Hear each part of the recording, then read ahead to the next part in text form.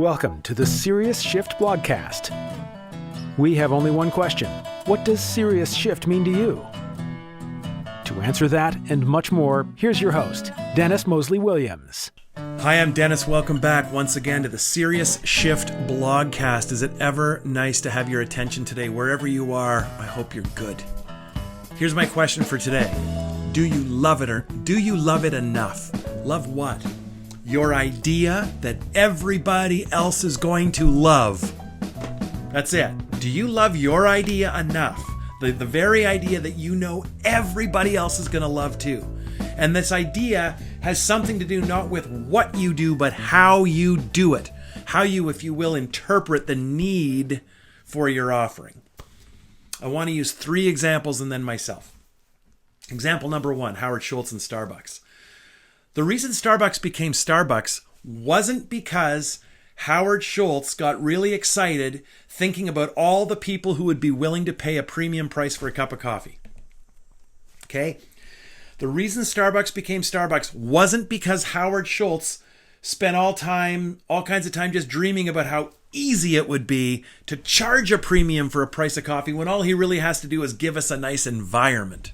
You know, these suckers, this is all I'll have to do. That's not at all why Starbucks became Starbucks. The idea that Howard Schultz was in love with and knew we would be in love with was the idea of being the third place, was creating an environment that offered connection and consistency and community. And the reason that Starbucks succeeded is they would just fixate on how fantastic and in love with that idea they were and how great it would be for everybody else who would also be in love with the same idea. How great that moment would be when they learned about Starbucks, when they had their first experience. Starbucks was all about making people fall in love with them and realizing, oh my goodness, it's here and it's not going away and I'm coming back. That's why Starbucks worked. Tony Hirsch is a hero of mine. Zappos. Zappos became Zappos not because Tony Hirsch daydreamed about making millions of dollars selling shoes online. I mean, who daydreams about that? What he was really excited about, what he told everybody about was this. He said, I am super excited. I'm going to create a business where the culture is so outrageously client service centered and employee centered that everybody who works here is going to love working here and they're going to love looking after the clients and the clients are going to feel it. And Zappos is going to succeed not because we sell shoes online, but because we want to create something special about caring for other people. End of story. That's what Tony was in love with, and that was the idea he knew that everybody else was going to love too. Bert and John Jacobs, they own Life is Good, which, as I say in all my talks, Life is Good is not a t-shirt company. Life is Good is an optimism distribution company. Okay, they exist to spread their life philosophy that life is good. The full expression is life isn't fair and life isn't easy, but life is good. And they spread optimism. And what got them excited wasn't the idea of becoming millionaires. Again, it was the idea of connecting other people who share their world view. That was the idea they loved enough to sustain them while their business grabbed a hold and took root and flourished. And the last is me. I'm in love with an idea. And my idea is happiness. And my idea is running a business that supports your life and serves you and allows you to connect and make a meaningful difference in the lives of other people.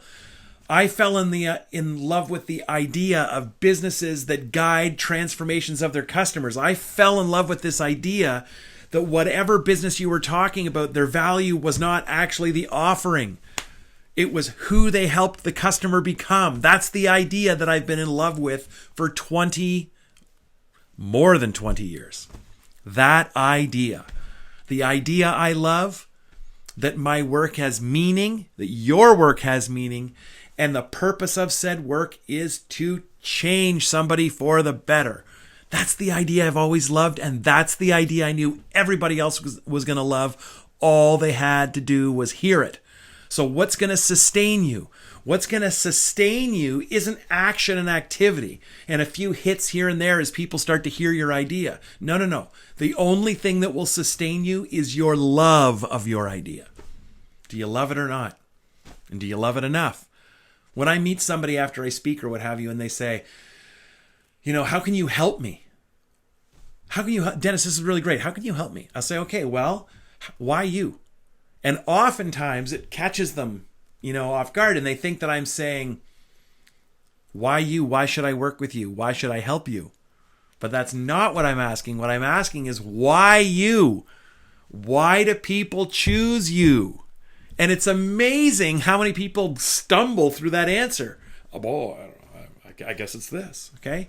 Figure that out. Why they chose you. If you figure that out, most of your other problems are going to go away, okay? Stay in love with that idea about how you do what you do and why it's so necessary. As I have done, as Howard did, as Tony has done, as the Life is Good boys have done, and as so many other businesses have done, right? Steve Jobs, etc. We didn't invent a computer. We just wanted to invent something that would excite us. What's the idea? And are you in love with it enough? And if you're not, maybe you need a different idea. Okay, my friends, as always, thank you very much for tuning in. I look forward to seeing you again. Be well, okay? Take care. We hope you enjoyed the Serious Shift blogcast. We would love any suggestions, feedback on topics, ideas, or challenges that may have you feeling stuck. Also, please leave a 5-star review wherever you are enjoying this content. It helps Dennis out tremendously.